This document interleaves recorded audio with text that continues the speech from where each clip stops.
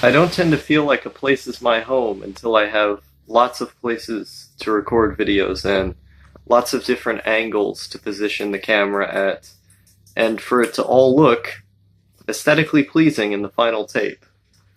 I think I'm getting there. I'm starting to get, a few more posters and everything. I finally put up that Spirited Away poster that I've had for like a year and a half. It might even be 2 years at this point, but I've had that poster for a long time. I have some wall scrolls in there, in those boxes somewhere, but I don't want to take them out because I would have to start taking nails and then nail them into the wall. There's another way to do it that's less complicated or that's more complicated. Um, and so I don't want to do it because it takes effort. But if I want the room to look a bit more nice, I'll take out my wall scrolls. I have a Rakugo Shinju one in there. That's the one that I'm most excited to put out because Rakugo Shinju is one of the best anime. But I'm starting to feel more at home here. There's a dog in the background. He's a very good boy. Turning 17 was weird for me because I spent most of the time alone, not even speaking to people online. I didn't have an internet call until actually exactly April 30th when the time had changed. And the only reason I did that was because I was in severe need of speaking to someone emotionally, and so I had to. It was when the synagogue shooting had happened. I was thinking about it, and I was thinking about kind of America's place in the world and all of the bad things that happened throughout the world as a result of that. And I understand the reason why the shooting happened. Systemically speaking, I know why those actions were committed. And I felt so defeated in that moment because I knew there was absolutely nothing that I could do to prevent things like that from happening. And I was just kind of overwhelmed by all the suffering that I see happening in the world, that I needed to speak to someone at that time because it made me really upset. And then I felt better afterwards. But regardless, I spent most of the time not speaking to anyone, in fact, actively avoiding them. And I think what's more precarious is the way I interacted with my family, which is the way that I've always done it, which is to avoid until you absolutely can't anymore. Which seems horribly selfish. It seems like a bad thing to do. But I just felt so uncomfortable that day because everyone was looking at me. I was getting messages from people telling me, "Happy birthday, you're great," and all this other stuff. And everyone wanted to pay attention to me. And I really didn't want that at all. It felt like too much. I shut down. I just spent most of the time in my room because I didn't know how to react to it. It felt like I was being lied to by everyone around me, I think is a good way to describe it, because I had this thought like, how could anyone possibly care about me? How could anyone make the day about me? That, when I was hearing my family talk about me and the way that we were going to organize that day, that their entire day was somehow organized by the needs of me, it felt gross almost. Something felt viscerally wrong inside my head. And this has happened every single birthday I've had. This is not a new occurrence by any means. Every single birthday I've had, I've always had this sense of uncomfort about the fact that I was being paid attention to because it feels wrong. When I'm told positive sentiments like that, it feels wrong. And that's not to say that I don't appreciate them. I do appreciate them immensely. I'm not trying to come off as snobbish or self-centered here. It's just that, how do I trust something like that when I hear it? how am I supposed to believe something like that when I hear it, that somehow I'm just good for the sake of being good, that I'm somehow good by existing? It doesn't make sense to me. And I've always felt this way. Every single birthday I have, I always try to take the attention away from me as much as I possibly can, because I hate being paid attention to on my birthday, because all of it seems disingenuous. All of it seems like something I don't know how to respond to, like something that just shouldn't happen, because I'm not normally treated like this. This isn't how I'm normally treated, and so when it's in my mind and when I see it, it doesn't register properly. I was the type of guy who they had to tell people in school that it was my birthday, because I wouldn't tell anyone, because I didn't want people to pay attention to me. And so I would have kids, they would find out, and then they would go around and, for the sake of fun or just to be silly, they would go tell the people organizing the lunchroom, and then everyone would start singing happy birthday, because that's what we did in my school. And I hated it. I absolutely hated it, because everyone was looking at me, and I didn't want anyone to look at me. And what's kind of paradoxical about this is that I enjoy that attention. I do. I like it. I don't think you can name a single person on earth who doesn't like that. It's just that in that specific context, it always feels wrong, because it feels undeserved, like I haven't done anything to earn it. Now, for example, when I make a new video and I post it and people are giving me feedback on it and they're telling me why they responded well to it, that always makes sense to me, because I did something, it was an accomplishment, and people are recognizing me for the accomplishment that I made. That makes sense. But when people recognize me just for existing, just for being a human being, that I'm somehow worthy of love for that fact alone, it does not feel right. It feels like I'm being lied to. And my first reaction is to move away from it, to pretend like it isn't there, to act like it isn't happening.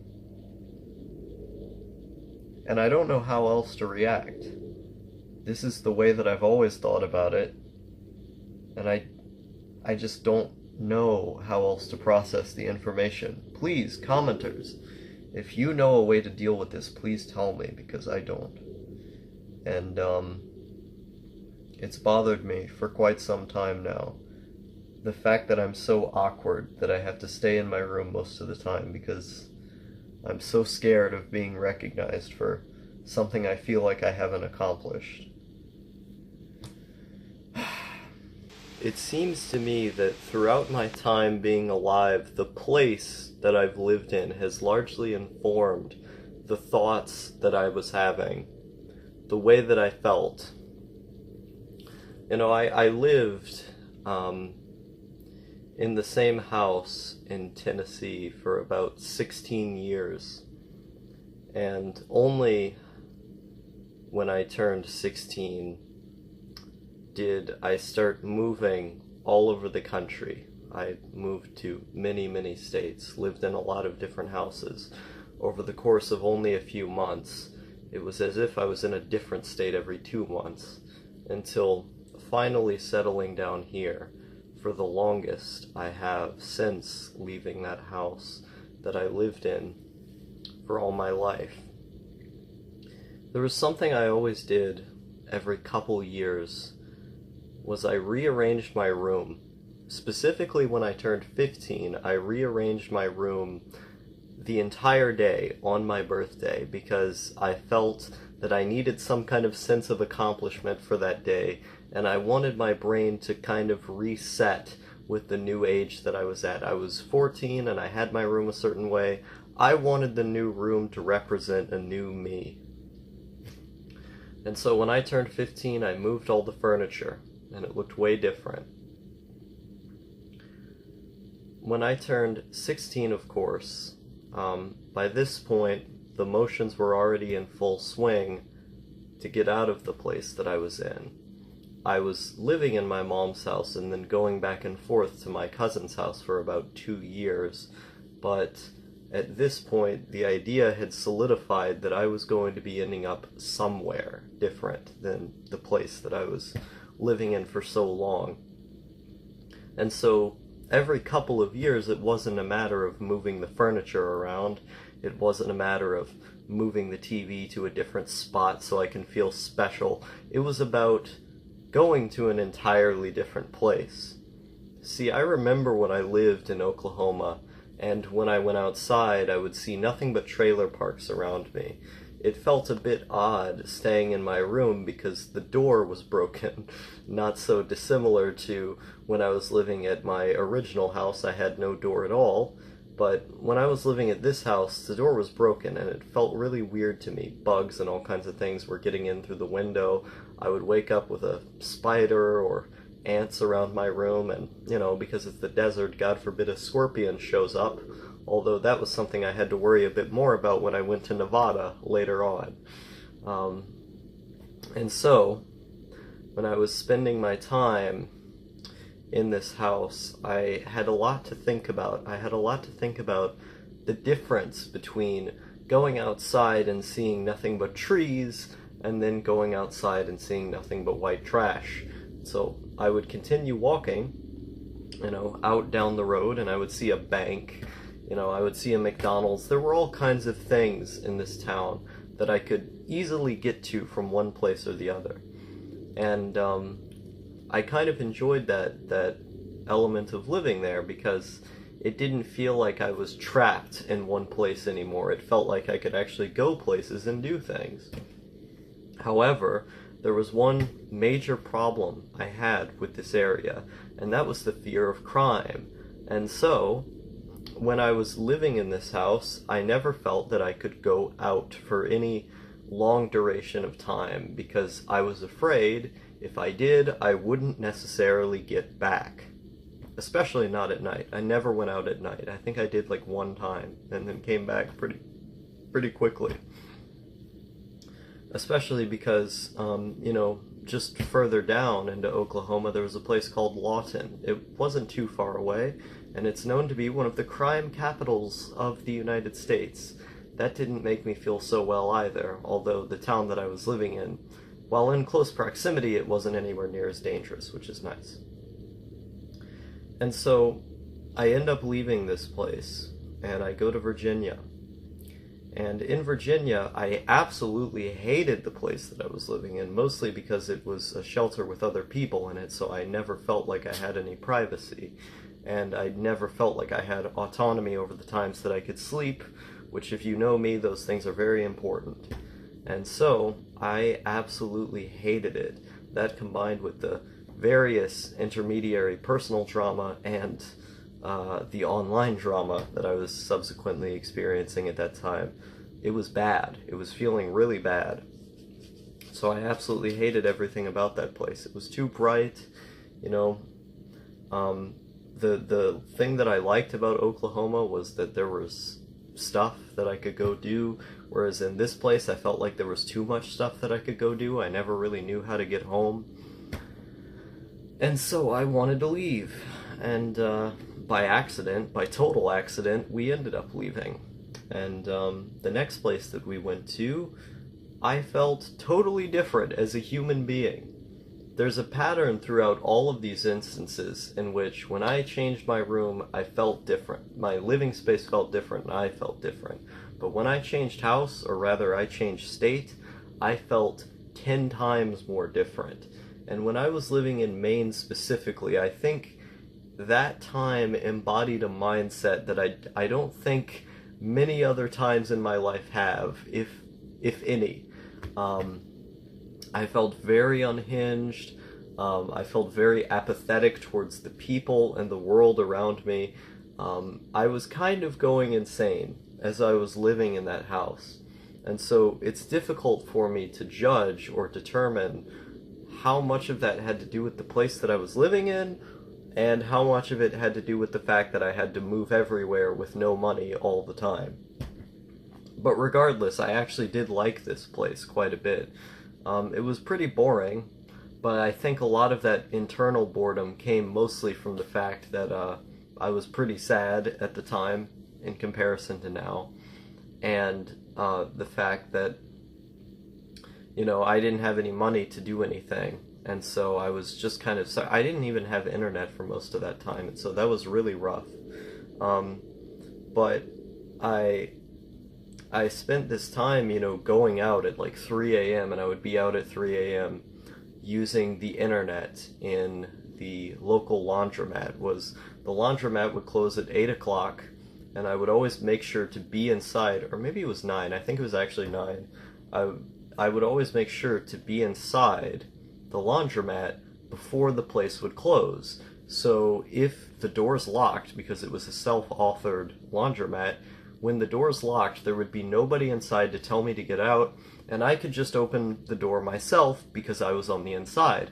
However, no one from the outside could open the door unless you had a key.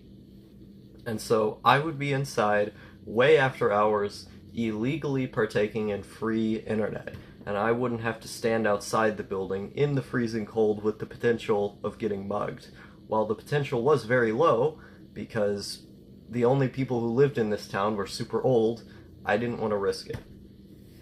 And so I end up going to this place all the time and coming home at 3 or 2 a.m. And that was most of what living in that place was about for me. It was about going out late at night or going out early in the morning and then only coming home late at night.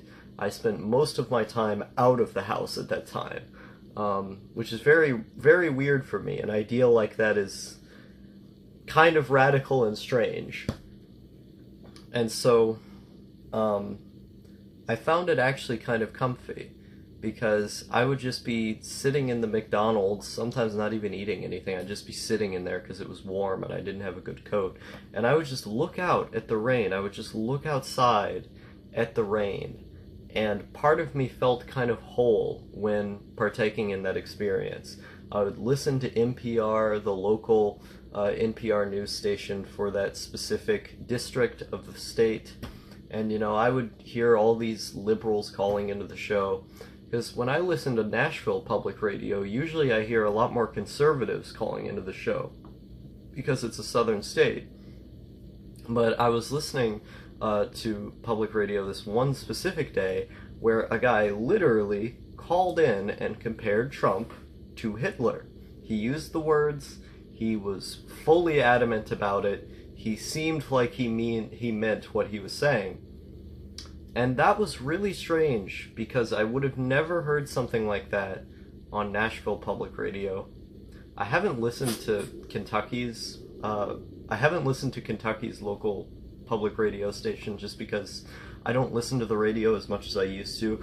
I was mostly listening to the radio in Maine because I had nothing better to do. I remember when it got to like 1 a.m., I would listen into NPR's station on my mom's phone, and then I would end up hearing BBC World, and I would be sitting there listening to fucking BBC World to help me get to sleep, and that was the only thing I could do.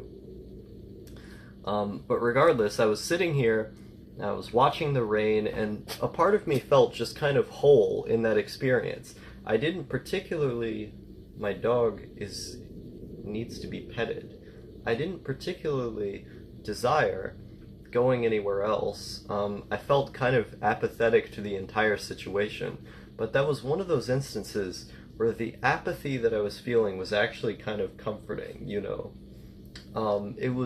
wasn't like I was directly experiencing any harm or pain. I was just kind of accepting the experience that I was in, and I felt fine with it. But I didn't feel happy either, that was the thing.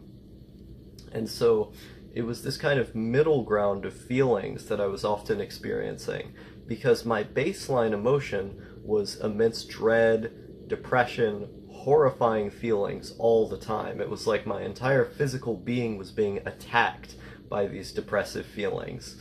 And then, at the height of my time in that place, I would just kind of be sitting and looking outside, and I'm like, wow, maybe I don't want to kill myself so much.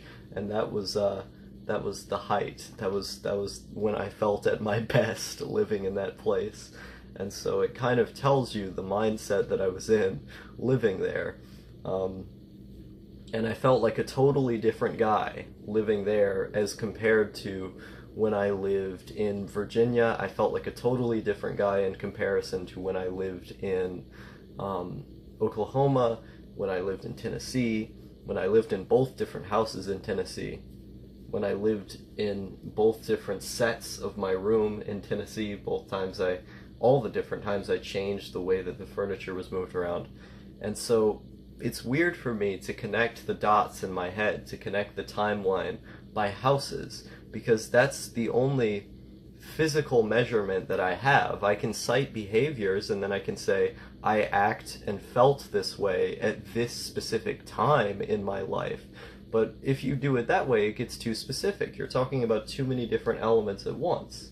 And so what I would end up doing is I would use houses. I would use the place I was living in, or at the very least the aesthetic of the place that I was living in, to mark the passage of time as its own kind of internal calendar by using pictures, you know. And so, let's see, what was I getting to? I had a separate point that I was going to make.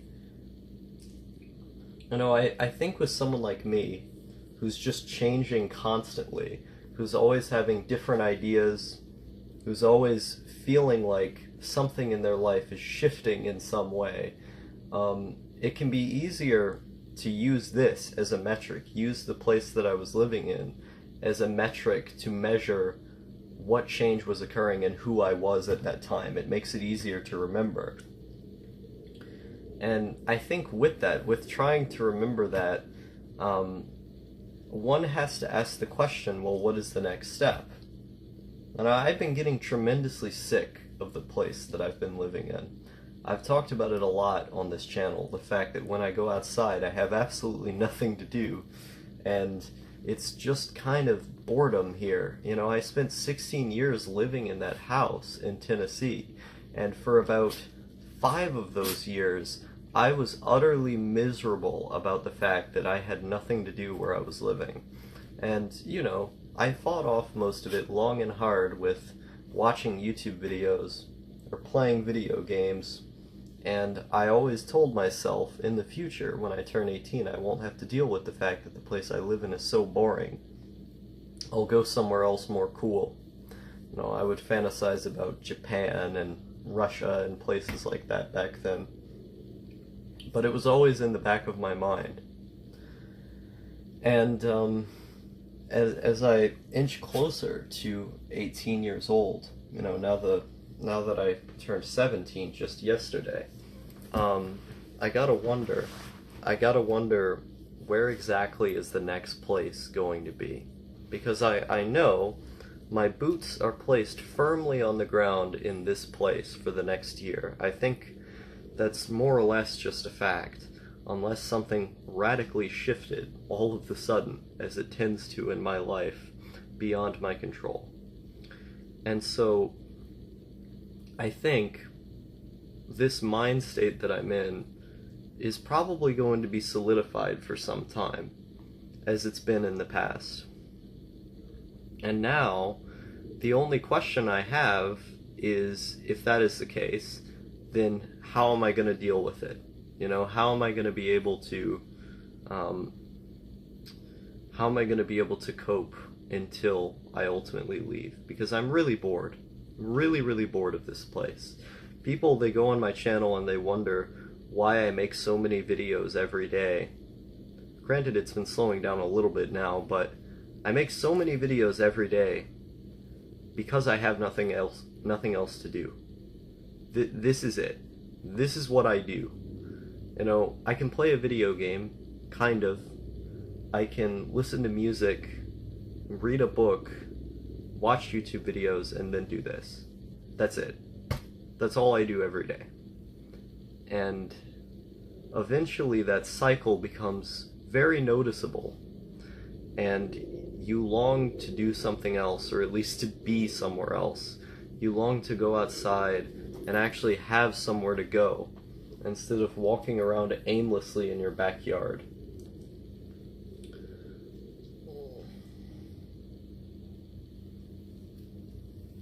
At least I have this guy with me here.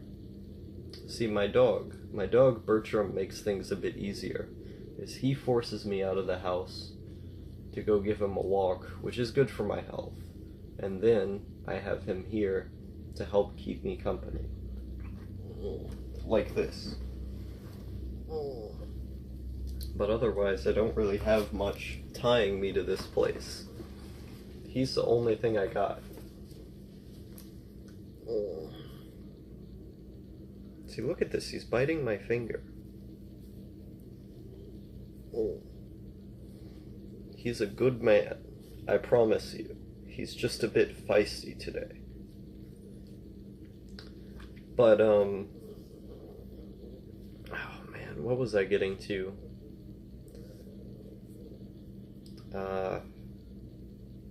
Fuck, now I forgot. I don't know. It's just going outside and not being able to walk to any significant distance because of the safety of your neighborhood, and then not having anything to do on top of that, it just gets really tiring. I want to go somewhere that has a lot of beauty, and at least has stores that I can go to eat something of a bit more variety. At least has a theater or somewhere that I can go. Because being here has absolutely nothing. And honestly, I'm getting kind of tired. I'm getting kind of tired of the mind state that puts me in, because I get so bored every single day that it can drive me insane at times. And hopefully I get to a place in the future that's less boring. But I know that at the very least, it's going to be a year from now. And so I've waited this long. I just have to kind of buckle up and deal with it.